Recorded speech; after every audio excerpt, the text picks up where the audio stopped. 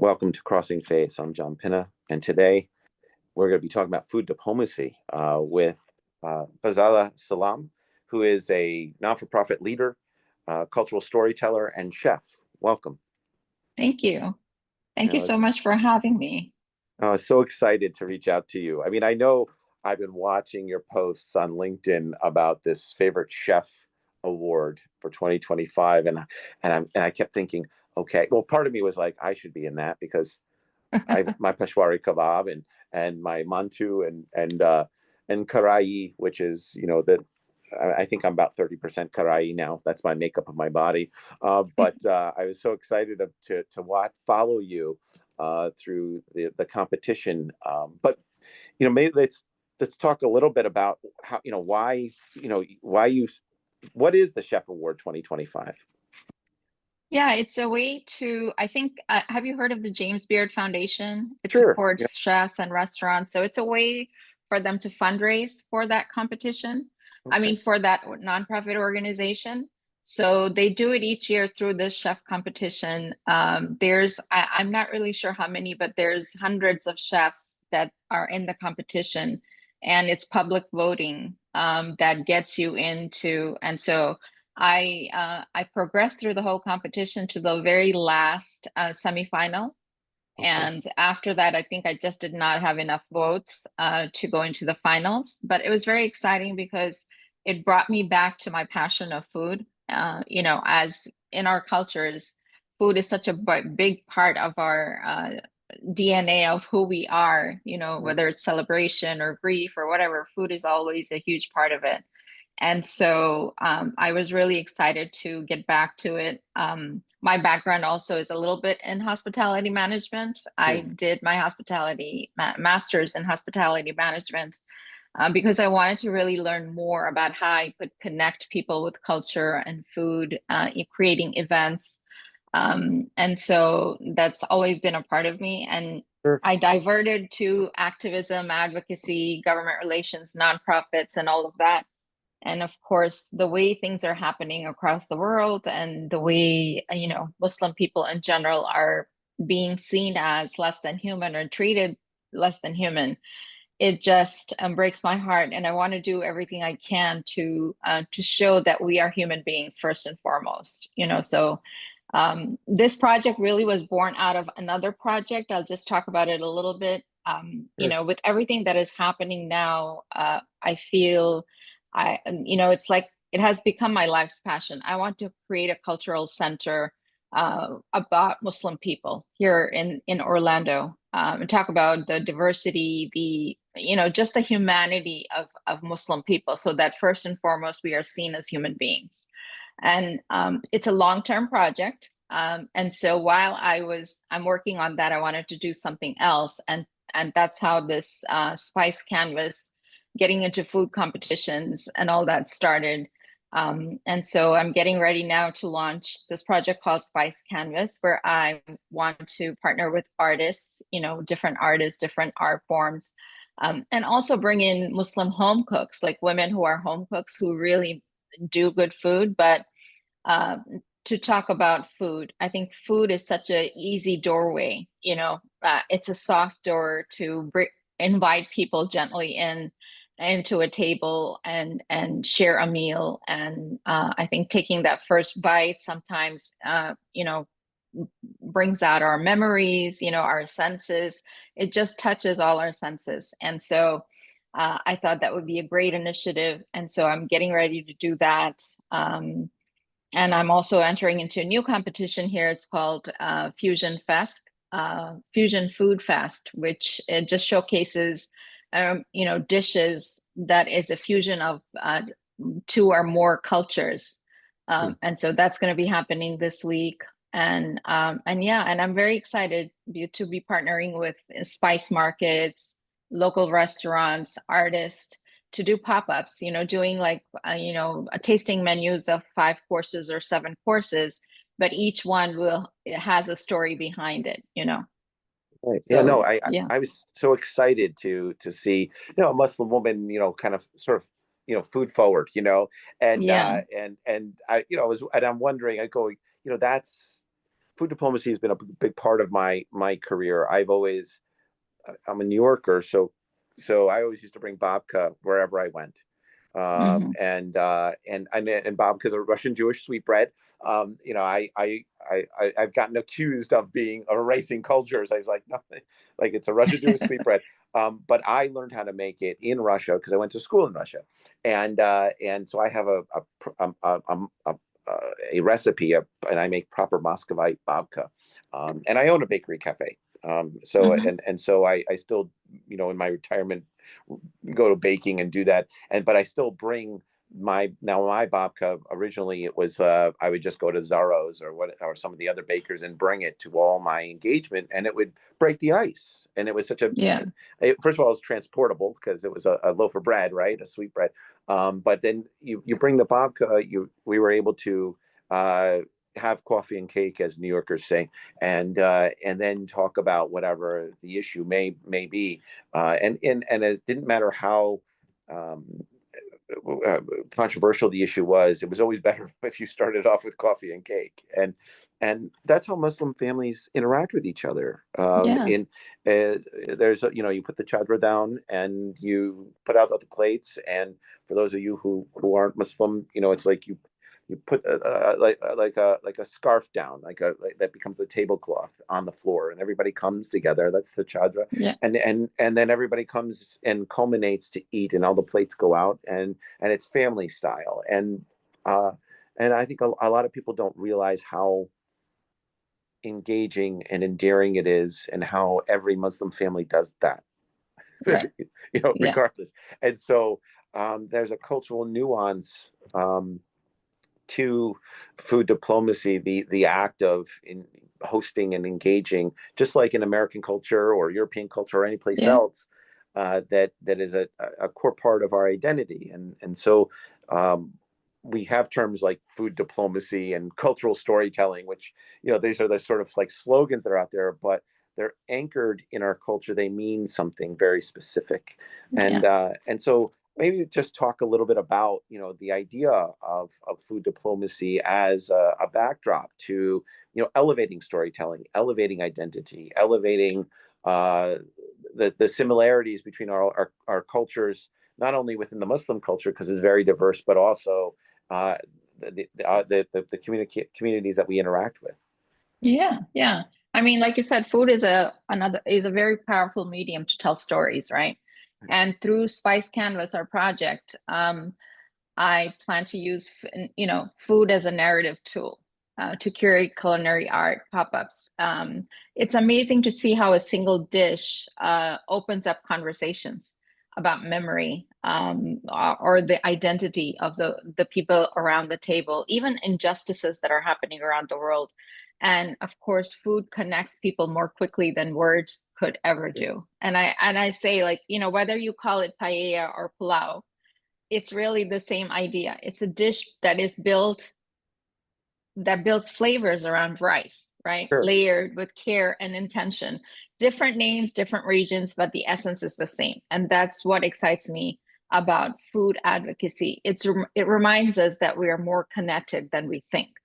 So at the heart of all my work, whether it is through the museum gallery or through at a dinner table, it's really about feeding body and soul, and while telling stories that remind us of our shared humanity. And I mean, it anchors us in where we're from. That's a whole nother Yes, thing. yes. The idea of ancestral knowledge that's shared. Like I have recipes from my grandmother and great grandmother. I mean, I was raised by them, and so I have, very sort of thoughtful moments in time where, where I'm measuring things with the depth of my finger. I don't, Mm-hmm, as mm-hmm. opposed Yeah, to quantity, yeah, And my mother just said that about a month ago, we were chatting. My mother's 85, and we put the finger, and she goes, every time you do that, it reminds me of my mother, meaning my mother is reminding me of, yeah, of her grandmother, of my grandmother, but her mother, and how she used to measure things that way. And just, it's not just the food, it's not just the eating, but it's the act of making. exactly, And exactly. it's very, very thoughtful. But even I just said that, and then you put your hand up like that and showed, like that, because we all Yeah, are very familiar with how those little elements that are cues on who we are as a people. And Yeah. so, that's, so what was the dish that you were, so for the favorite chef, what was the dish that you were making? I made like different things. I made three different things. I took simple dishes. As you know, I'm originally from South India. I was born there, and vegetables are Lots of like vegetables. celebrated. Yeah. And so they make this dish called khichdi, which is also like a Yeah. risotto. Yeah. It just builds, it's with lentils and rice, and the flavor is built into that. And khichdi is usually eaten with yogurt, right? And a papad. So what I did was created a yogurt kebab on the Oh, risotto, and I served it with a papad. okay. And Yeah. so that was, and just plating. It's all about plating as well, because you want to plate as a fine dining kind of a plate. They look at the plating as well. And Sure. then I used horse gram is a dish. I mean, horse gram is used to create this curry base in South India. Sure. And so what they do is they take horse gram and they boil it for like 48 hours or so on slow cook. And whatever the broth that is, developed from that, they use that to create various dishes, rasam, or, they call it char.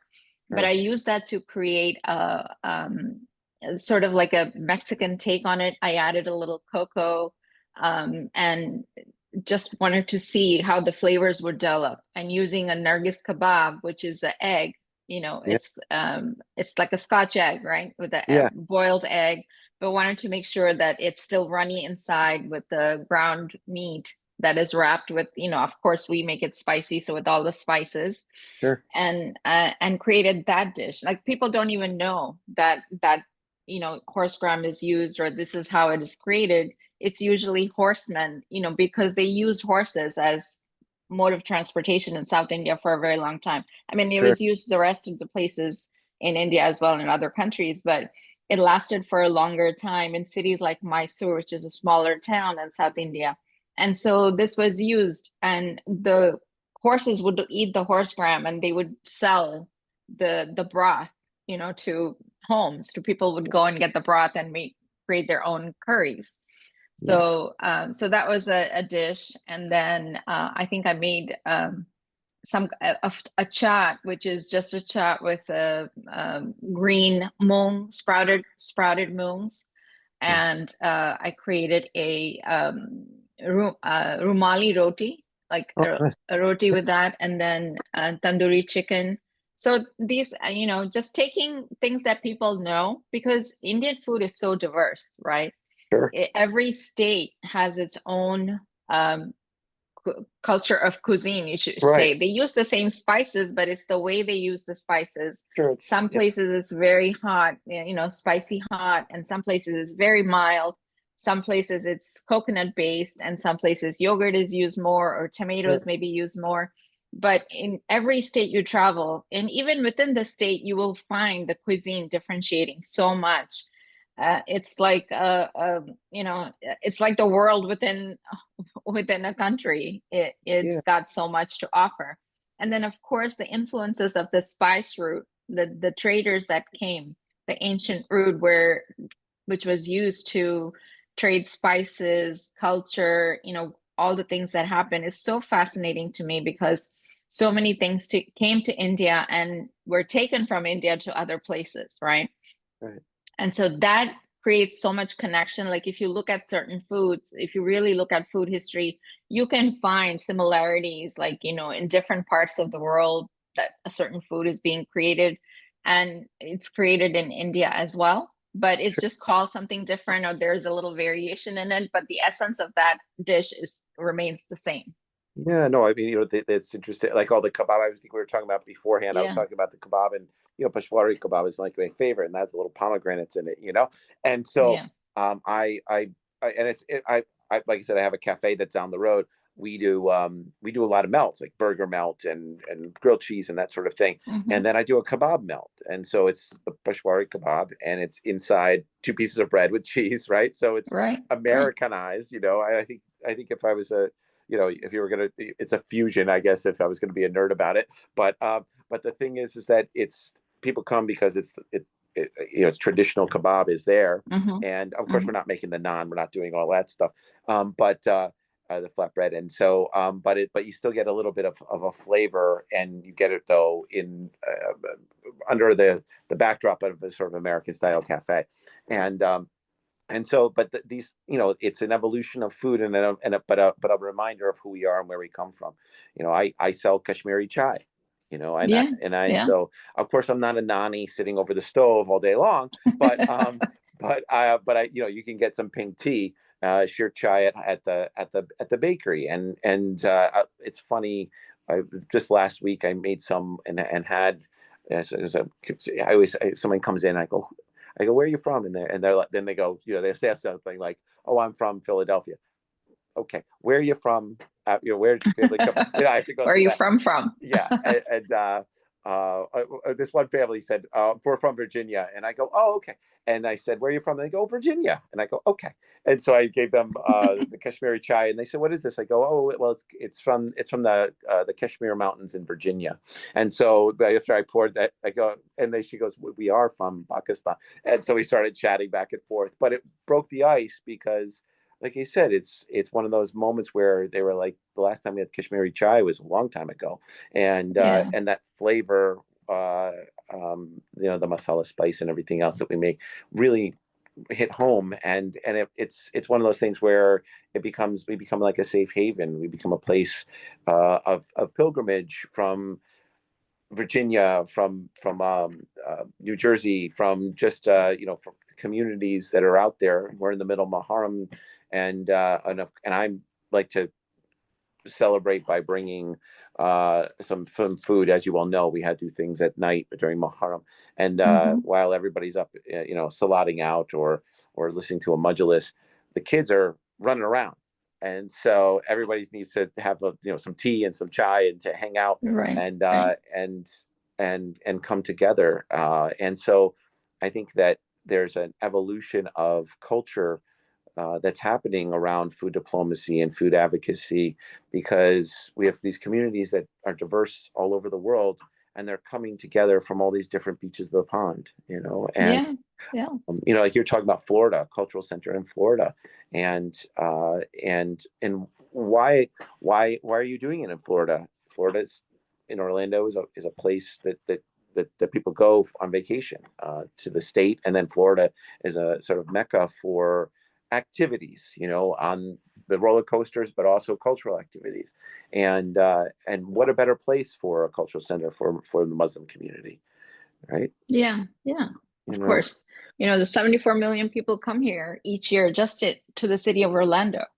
And so, even if you get a small portion of those people, I believe like 12 to 16% of the people are looking out of the 74 million for cultural activities. And to have that, option for them to go and see is amazing. And like you said, families come to Florida for vacation because of the beaches, the weather, all of these things. So yeah, we hope that this will become a landmark, an institution that we're building that we're proud of, but our children and grandchildren will be proud of, to be connected to. so the museum, or we're talking about food, and food would probably be a big component of it, right? Yes, yeah. Clothing. Hmm. What would be the Yeah, components of it? I mean, I'm riffing because I don't know, but I'm thinking of museums, and I'm thinking, okay, historical objects, clothing, food. What does it look like if you were gonna kind of talk about this? The displays, or you walk through the hallways, and there's a hall of this and a hall of that and a hall of this. What is it? yeah. What are those I elements? mean, we're imagining like 8 different galleries. Technology is going to be a huge part of it, and storytelling, obviously.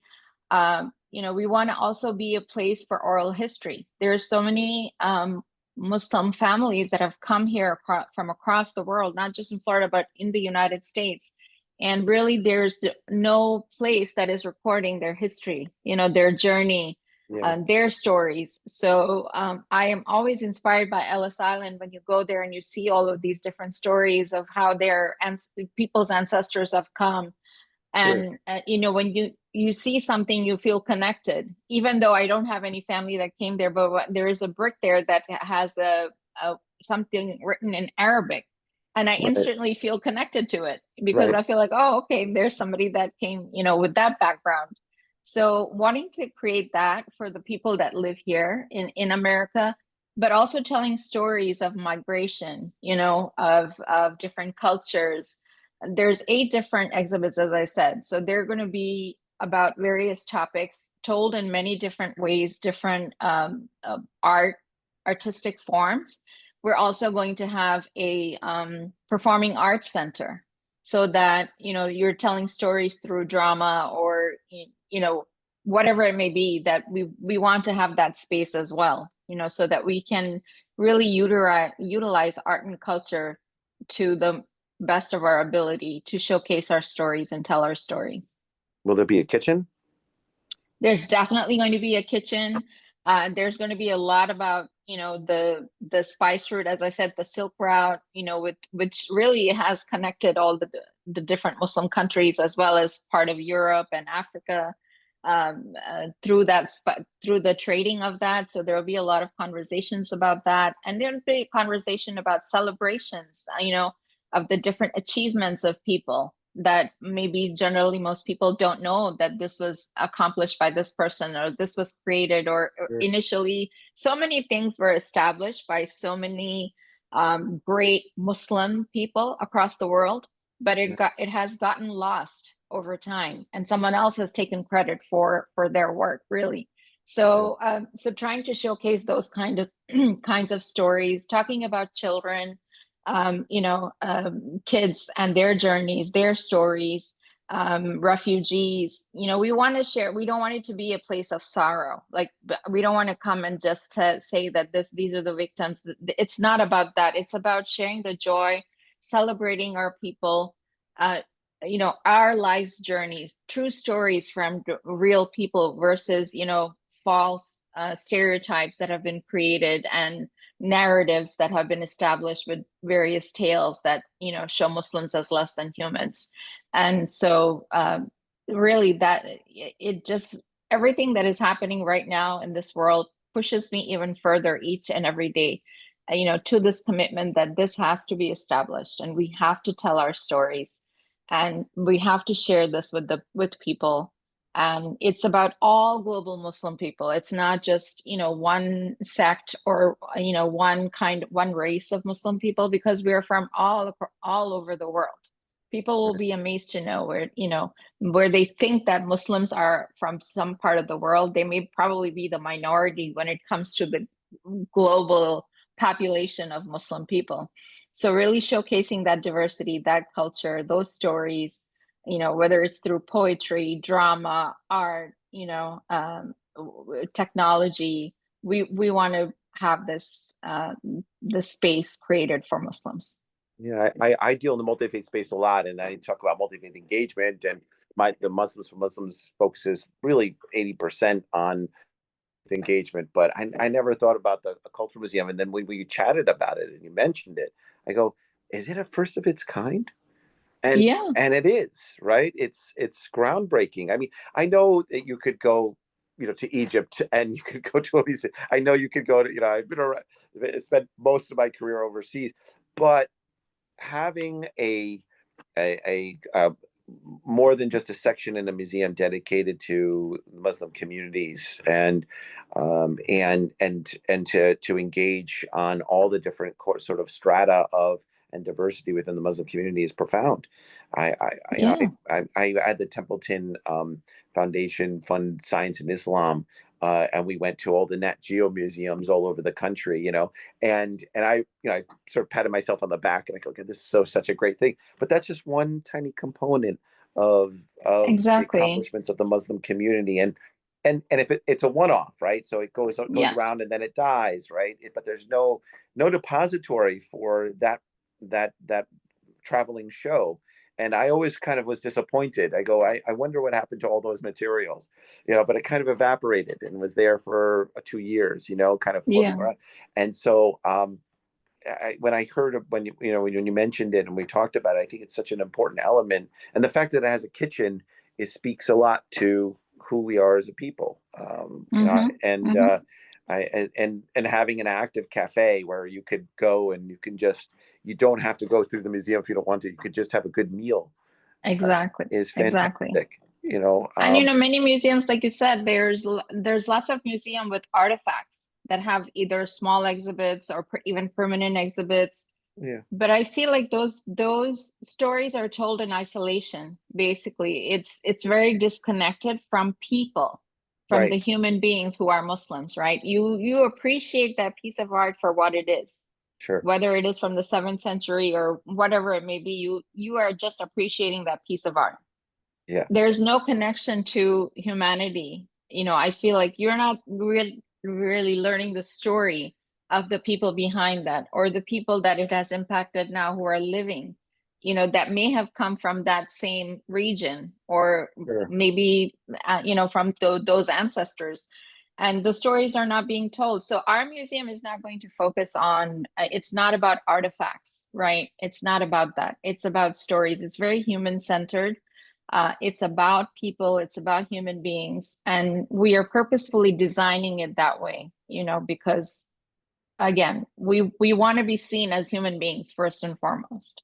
so you're heading towards the destination of this museum and celebrating culture and diversity, through cultural storytelling and ancestral knowledge and all this other good stuff. So what's happening right now between now and then?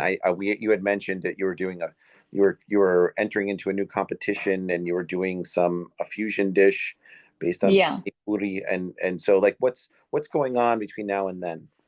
So between now and then, because it is such a huge initiative, it's a long-term project. So as we are getting ready to launch our capital campaign for the museum, I'm also engaging with the local community, the local artists here, trying to partner with them to create food experiences, doing pop-ups. And one of the opportunity that came up is this cultural food fusion food contest. And basically, it's about putting together 3 different cultures into one meal, and there's 10 judges, and there's a community of 40 or 50 people who will come and who will be tasting the food. It's done at a local college here. And so I believe they do it every year. It's been happening for a long time. And so I thought, why not enter that? It's not, whether I win or lose, it doesn't matter, but I just want to showcase my food and also connect with the other people that are there in Right. terms of that. So what I'm making is called, the name of my dish is a coastal verde. Verde is just, like a green, very coastal thing, which is Spanish. It could be Mexican, but I'm fusing Indian and basically using the puri from pani puri, which is the Indian part of it. I'm creating a cured shrimp with citrus cured shrimp, which is very Mexican, and I'm creating gazpacho, which is very Spanish, which is from Spain. So these 3 elements come together. Of course, there will be hints of spices and things like that. So when you take a bite, when you take you typically you would put the whole thing in your mouth because it's a one bite dish. Right. And when you do that, there's an explosion of flavors that happens in your mouth. So here you'll be tasting very cool. It's summer here. It's so hot. It's a very cool, refreshing, citrusy seafood kind of the flavors that will pop up in your mouth. Right. Wonderful. And so this is just to elevate the narrative of like I said, cultural storytelling and food Yes. diplomacy, and Yes. under the backdrop of the event. And so, but you're heading towards your capital campaign, and you're building this sort of narrative, and we'll be conducting sort of global engagement on this. Yes, most definitely, because we're telling stories of global Muslim people, so we need to connect and communicate and interact with global Muslim communities, and make sure that everyone feels included. It's a very inclusive space. As I said, it's very human centered. We are not a religious organization. It's not about the religion. We're not teaching religion, or we're not teaching faith, but we are talking about a community of people who call themselves Muslims, and they are right now being discriminated, eliminated and erased from different parts of the world just because they call themselves Muslims. And so we want to show the world that we are human beings, just like everybody else. You know, our stories are the same as yours. And so when you see us not in the frame of whatever the media may be portraying us as, or whatever the stereotypes you've heard of, you will automatically, I think, shed all of those narratives when you hear real stories, you know, from mothers, from children, from whatever it may be, whether it's an artist, whether it is in a play or music, you know, you will connect with that. And that, I think, opens up uh, a whole new perspective for people to see through the lens of humanity. Like you, I'm seeing myself in you, basically. And then how can I then see you as something else or other, you know, to trying to eliminate that otherness that people have tried to push Muslims as others for so long. Yeah, I think you know that to break through the narrative that Muslims are just you know, theological ideologues who are just trying to do something sinister, which is, you know, it's easy to do in America because we're such a small population. So Yeah, you know, for us to advocate back, you know, and we're not doing anything anyways. That's the problem. So that's the right, challenge. So if you're right. not doing anything, it's very easy to say, well, you're doing this, and then when you're not doing it, say, oh, well, you know, we're very good at keeping the Muslims at bay. But the reality is that I think when it comes to sort of engagement with through whether it be food or whether it be you know, other cultural aspects like clothing and storytelling and so forth, you know, it gives us an opportunity to change the narrative and take things back, Yes. and which is something that we do very we do quite a bit at Muslims for Muslims. But the having a center would be is profound. So I will put some links and stuff when we do the post the episode. But what we'll do is we'll also help with engagement and continuous engagement to bring more attention to the project as it develops. I appreciate you taking the time. That would be wonderful. Yeah. Yeah, it means a lot to us for you to take the time today and share a little bit about what's going on. And you know, you'll have to give us some recipes to post as well, so that Well, people I will. I will. can tap into it. So I appreciate you Yes. taking the Yes. time. Thanks so much. Thank you. Thank you so much.